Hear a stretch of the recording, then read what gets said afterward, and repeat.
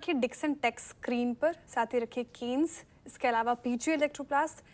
भयंकर बिक वाली तीन स्टॉक्स में आपको नजर आएगी और इनफैक्ट पूरा आप देखें ईएम स्पेस में थोड़ी कमजोरी नजर आ रही है।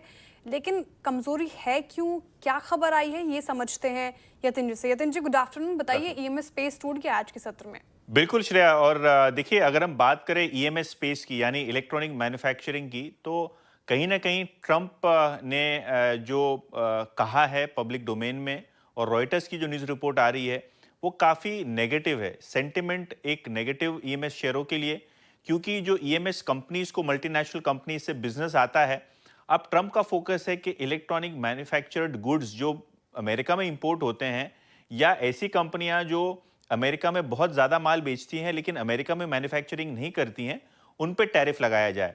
और जो अंदर सेमीकंडक्टर चिप्स हैं, उन चिप्स की आधार पे, उन चिप्स की वैल्यू के हिसाब से उनके ऊपर टैरिफ लगाया जाए।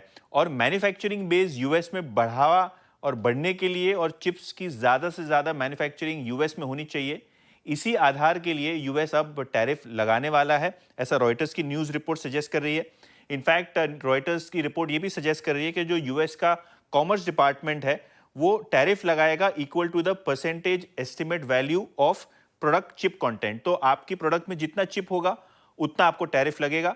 और ऑब्वियसली क्योंकि आईफोन से लेके बहुत सारे mobile phones, electronic white goods जो ऑब्वियसली डोमेस्टिक कंजम्पशन के लिए तो यूज हो रहे हैं भारत में, लेकिन बहुत एक पोर्शन एक्सपोर्ट भी हो रहा है। जैसे डिक्सन टेक्नोलॉजीज केन्स की बात करें तो लगभग 5% मैन्युफैक्चरिंग का ये यूएस में एक्सपोर्ट करते हैं। सिरमा एसजीएस लगभग 6% एक्सपोर्ट करते हैं। और कहीं ना कहीं अगर हम बात करें तो फ्यूचर में जो बिजनेस आने वाला है वो यही आधार पे आने वाला है कि मैन्युफैक्चरिंग भारत में सस्ती हो रही है, तो मैन्युफैक्चरिंग भारत में की जाए और फिर उसको निर्यात किया जाए, खास करके यूएस और यूरोपियन देशों में। तो कहीं ना कहीं अगर यूएस इस सेमीकंडक्टर रेस में आगे होना चाहते हैं या टैरिफ लगा देते हैं ईएमएस प्रोडक्ट्स पे, तो फ्यूचर में जो ग्रोथ होने वाली है उस पर असर हो सकता है। और शायद बाजार यही फियर कर रहा है। डिक्सन टेक्नोलॉजीज का शेयर देखें तो 5 दिन के अंतराल में 8% नीचे, सिरमा लगभग 2% नीचे है और केन्स लगभग फ्लैट आपको दिखाई पड़ रहा है। लेकिन आज की अगर हम बात करें तो सबसे बड़ा फॉल आज तीनों कंपनियों में शायद इस रॉयटर्स की न्यूज रिपोर्ट के बाद आया है।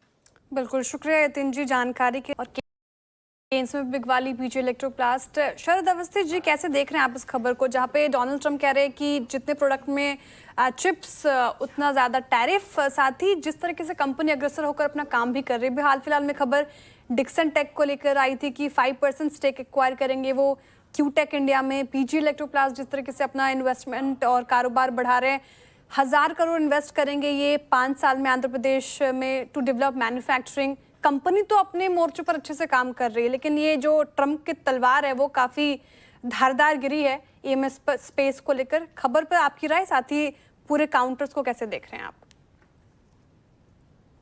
देखिए, ऐसा है कि ट्रम्प की नीतियों पे तो ज्यादा कुछ बोलना संभव नहीं है। वो कब क्या करेंगे वही जानते हैं।